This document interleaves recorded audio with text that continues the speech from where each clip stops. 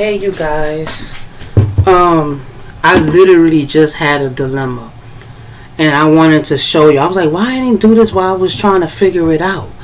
So I'm going to reenact it for y'all.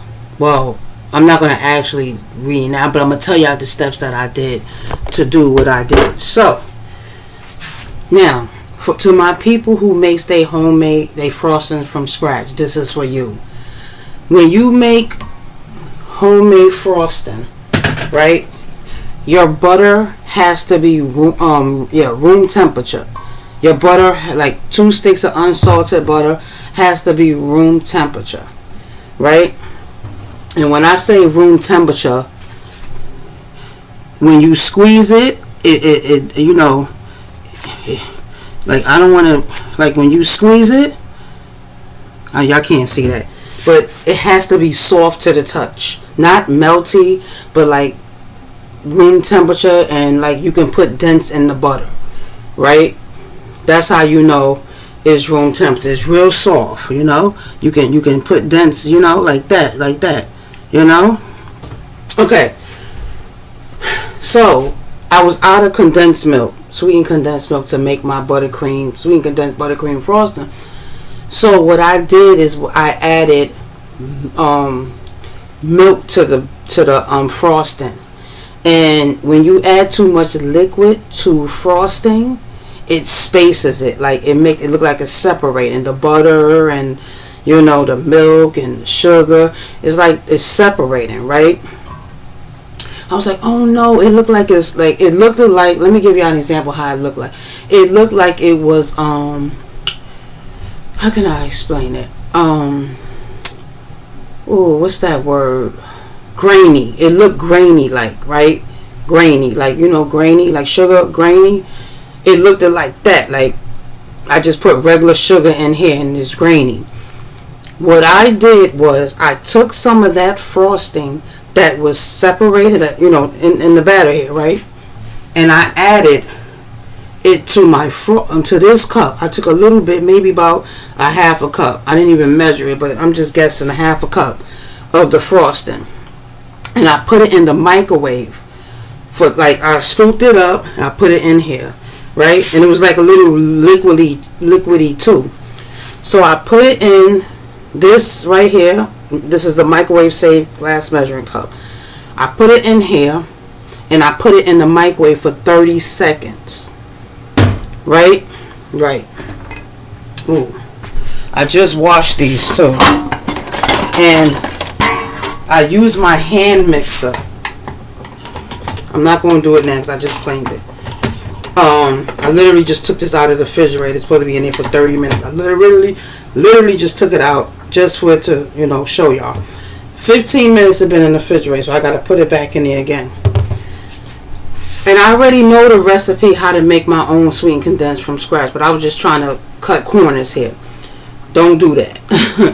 Use 1 teaspoon of milk if you're going to add it to your frosting. Use 1 teaspoon at a time. I use 4 teaspoons. Not teaspoons, sorry y'all. Use 1 tablespoon at a time when you're adding it to your frosting so it don't separate.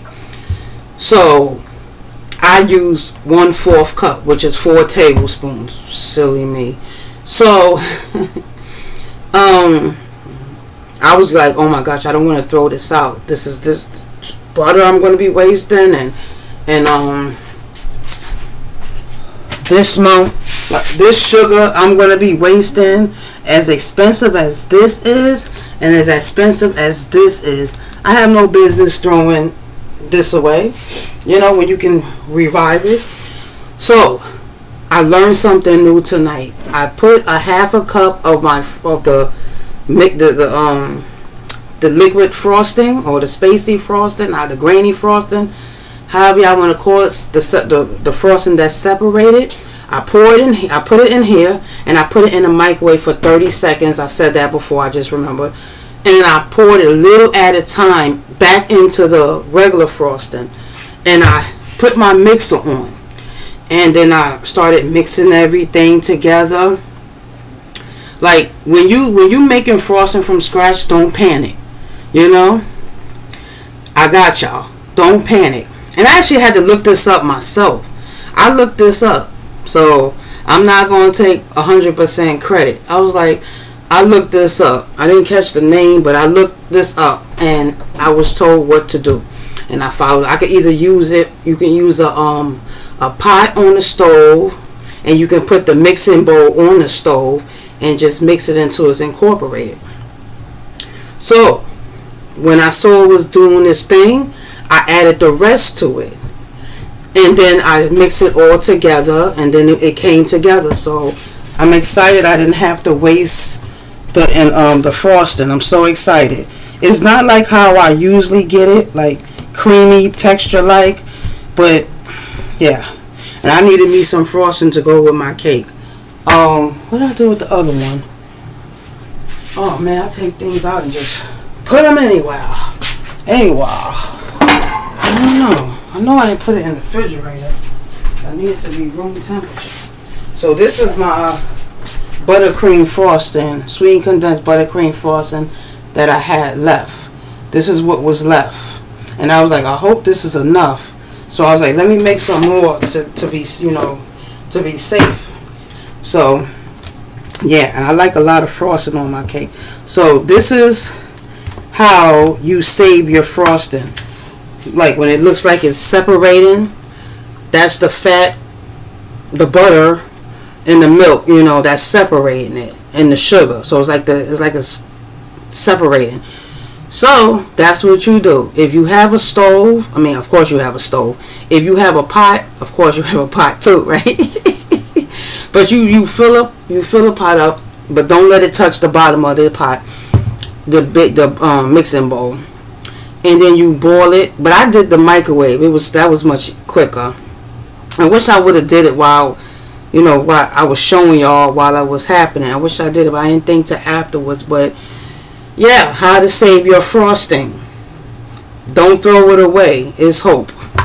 Like I said, take a little bit of it, melt it, incorporate it back into your frosting, and you brought your frosting back to life. But usually when I make frosting, I have condensed milk, but I was like, I do have some frosting here, but I don't think that would have been enough.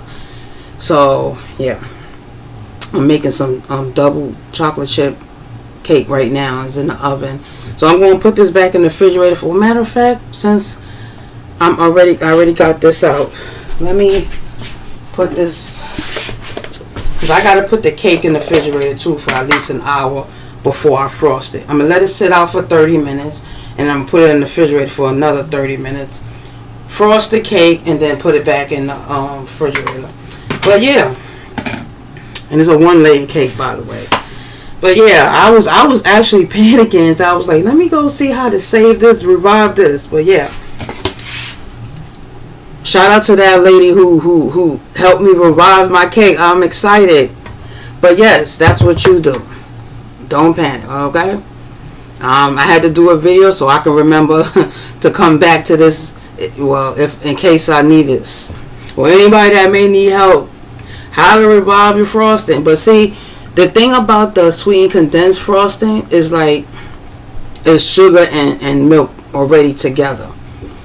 So yeah, and it's much thicker than milk. So yeah. But anyway, I just wanted to show y'all how to revive. I wish I would have took a picture. You don't think of it to after the fact, but yeah, I'm excited that I didn't throw it away, because I don't have ingredients to be wasting.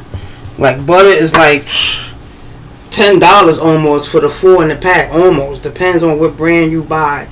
The brand doesn't matter to me as long as it's unsalted and I can eat it. I can use it. But matter of fact, I'm gonna leave this just like this. I'm not even gonna put it back and put it in another bowl. But anyway,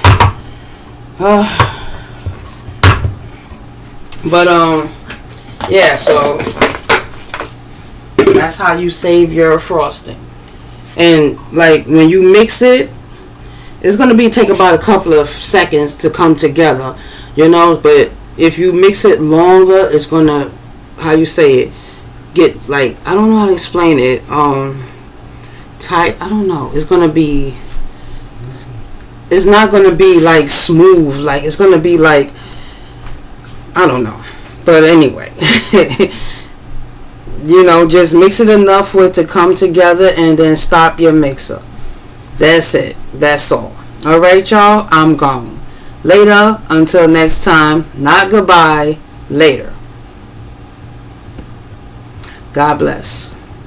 And there's hope. You didn't waste none of your ingredients. I helped you revive your frosting.